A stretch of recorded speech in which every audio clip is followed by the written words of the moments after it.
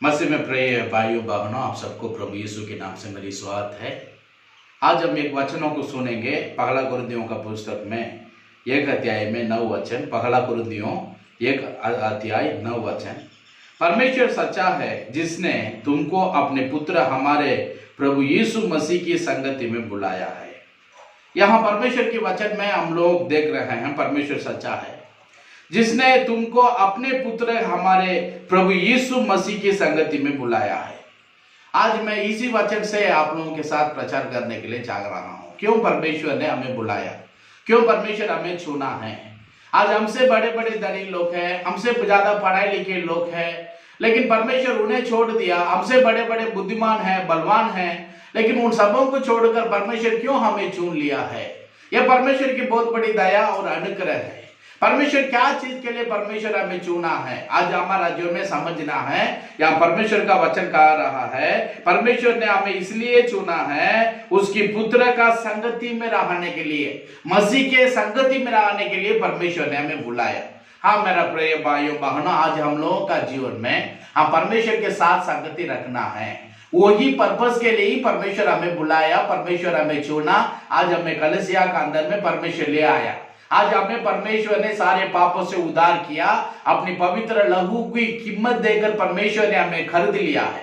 आज हम परमेश्वर के पास आए हैं। क्या चीज के लिए हम परमेश्वर के पास आए हैं? वचन कहता है प्रभु यीशु के संगति में रहने के लिए परमेश्वर ने हमें बुलाया और अपने निकट में परमेश्वर हमें ले आया। आज हमारा जीवन में हम चर्च में आ गए, परमेश्वर के पास आ गए। ये सब कौन सा चीज के लिए बोलने से?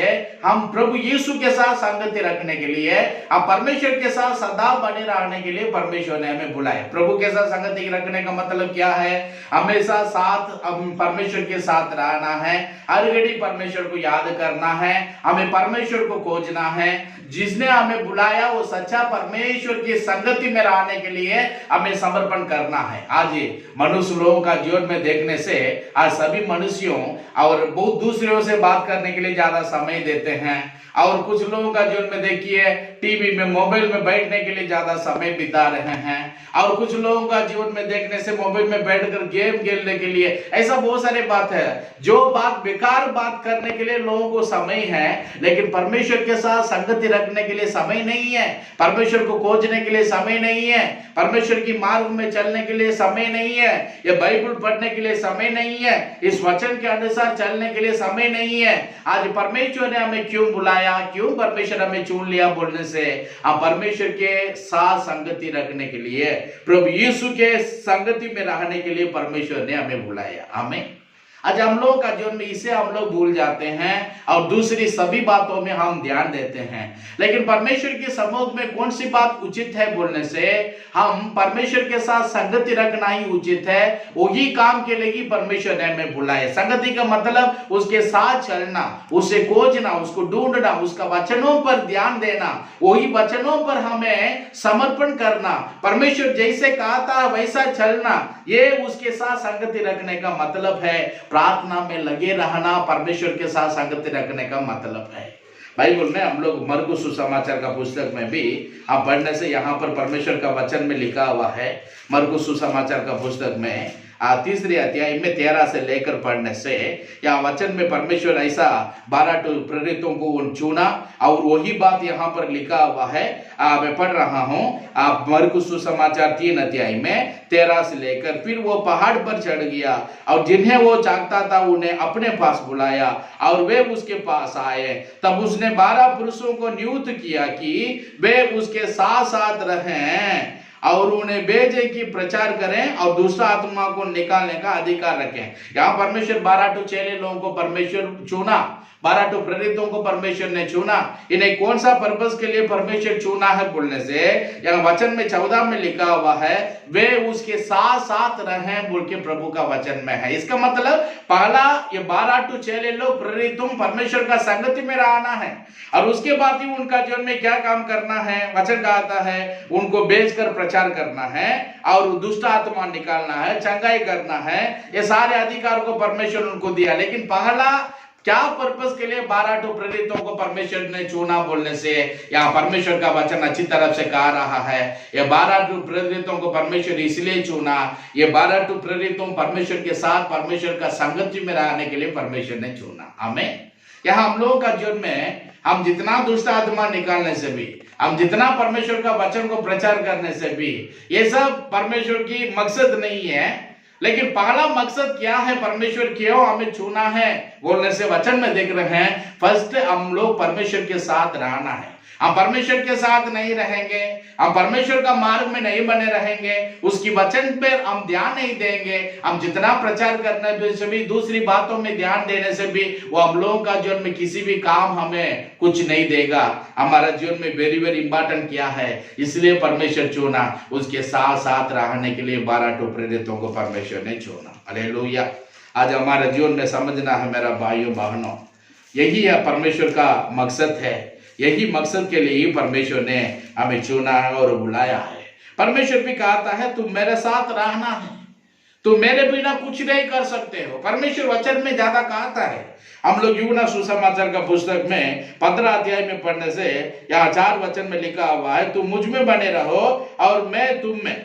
जैसे डाली यदि दाखलता में बने ना रहे तो अपने आप से नहीं फल सकती है, वैसे ही तुम भी यदि मुझ में बने ना रहो तो नहीं फल सकती है। परमेश्वर का वचन कह रहा है, परमेश्वर दाखलता है, हम लोग उसकी डाली है। एक तो दाखलता में डाली नहीं बने रहने से वो नहीं फल सकता है, वो बेकार हो जाती है।